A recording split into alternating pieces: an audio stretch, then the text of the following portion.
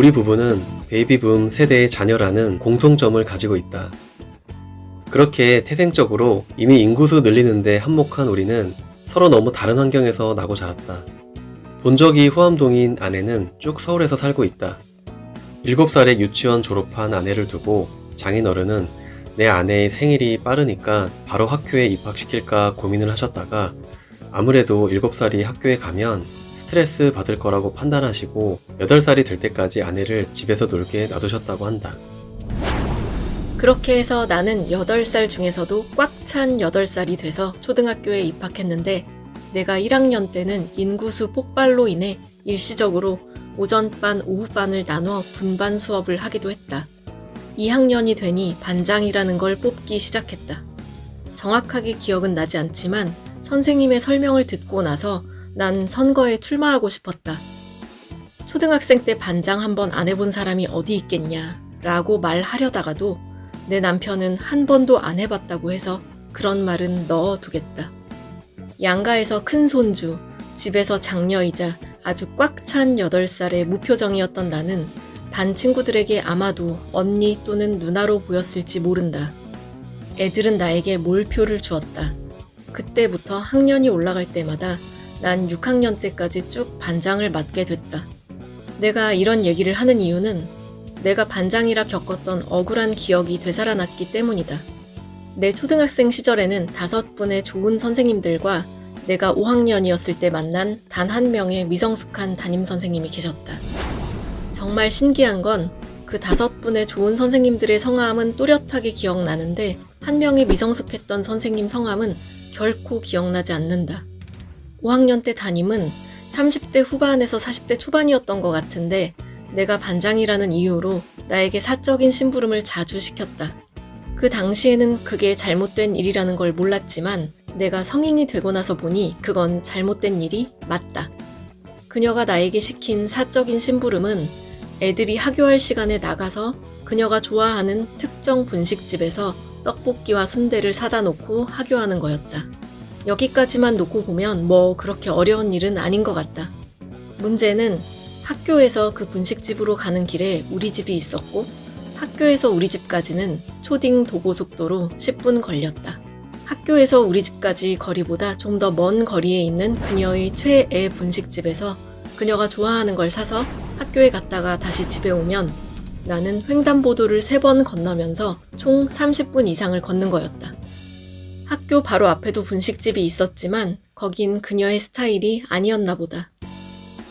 내가 분식 심부름을 할 때마다 그녀는 단 한 번도 여름에도 물 한 잔도 권한 적이 없다. 그 어떤 작은 보상도 없이 네 할 일 끝났으니 이제는 집에 가도 된다는 식이었다. 겨우 12살이었던 나한테도 이랬는데 자기보다 연차 적은 다른 어린 교사들에게는 대체 어떤 걸 시켰을지 참 궁금하다. 그때는 선생님이 시키는 건 당연히 해야 되는 게 아닌가 하고 난 학교 한 번 하는 게 좀 버겁다고만 느꼈을 뿐 부모님께도 이런 얘기를 하지 않았다. 그녀는 우리의 숙제였던 일기 검사 도중 자기에 대한 불만이 보이는 일기를 쓴 애를 앞으로 나오라고 해서 애들이 다 보는 앞에서 그 애한테 일기장을 집어 던지기도 했던 미성숙함의 소유자였다. 나중에 내가 성인이 되고 나서 부모님과 대화 도중 이런 얘기를 했더니 부모님은 어떻게 그런 사람이 다 있냐며 놀라셨다. 어차피 지나간 일이고 그 일로 내 인생이 부정적인 방향으로 흘러간 것도 아니다. 단지 그녀를 떠올리면 황당할 뿐이다.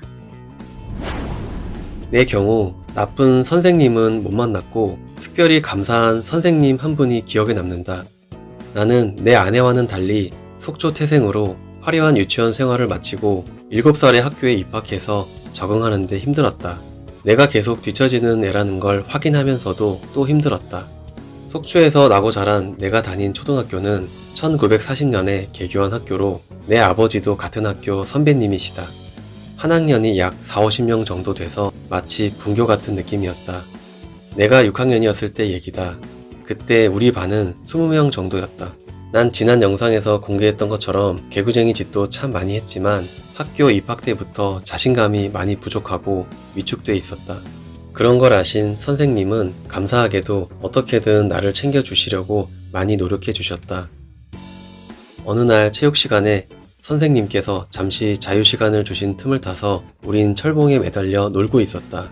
내가 매달려 있는데 우리 반 애들이 장난으로 내 뒤에서 똥침을 쌌고 내 바지는 한 번 저항도 못 해보고 찢어졌다. 조개 무늬로 된 그 연두색 반바지는 평소 내가 아끼던 바지였다. 6학년 한참 예민할 사춘기에 난 옆에 여자애들 보기 수치스럽기도 하고 화가 나고 억울하기도 해서 그만 달걀똥 같은 눈물을 쏟았다.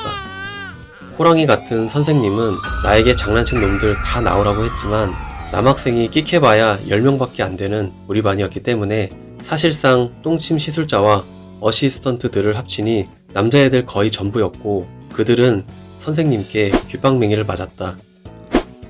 선생님의 강력 처분 앞에서 나는 너무 무서웠지만 기분이 좀 진정됐다. 그날 난 찢어진 바지를 부여잡고 하교했고 엄마는 애들끼리 놀다가 그랬나 보다 하며 그걸 굳이 문제 삼지 않고 넘어갔다. 그리고 그런 일로 우리 반 남자애들의 사이도 틀어지지 않았다. 서울에서 학교 다니던 내 아내도 그랬지만 학교에서 있었던 일을 그냥 다들 그러려니 하며 대수롭지 않게 여기던 그런 시절이 있었다. 어느 날은 선생님이 나를 비롯한 자신 없는 애들 몇 명에게 자신감을 심어주시려고 교내 웅변대회에 나가라고 준비를 시켜주셨다. 난 자신이 없어서 뒷걸음질 치려고 했지만 선생님께서 계속 격려해주신 덕에 달달달달 외우고 또 외워서 웅변대회에 나갔는데 이 연사 힘차게 외칩니다. 그때 난 내가 원고지 7장 분량을 외웠다는 사실과 사람들이 보는 앞에서 기절하지 않고 혼자 뭔가 했다는 사실에 스스로 놀랬다. 그전까지는 구제불능인 줄 알았던 나였는데 선생님의 도움을 받은 그 경험으로 나는 6학년이 돼서야 자신감을 회복했다. 참 신기하다. 강원도에서 분교처럼 작은 규모의 학교에 7살에 입학해서 적응에 어려움을 겪던 나와 서울에서 오전반, 오후반, 분반까지 할 정도로 입학생수 폭발했던 신생학교에 나이 꽉 채워 입학해서 리드하는 역할을 하기만 했던 아내. 우린 서로 너무 다른 환경에서 태어나고 자랐지만 결국 만났고 짝이 됐다. 뒤처졌든 리드했든 어쨌거나 우린 만났다.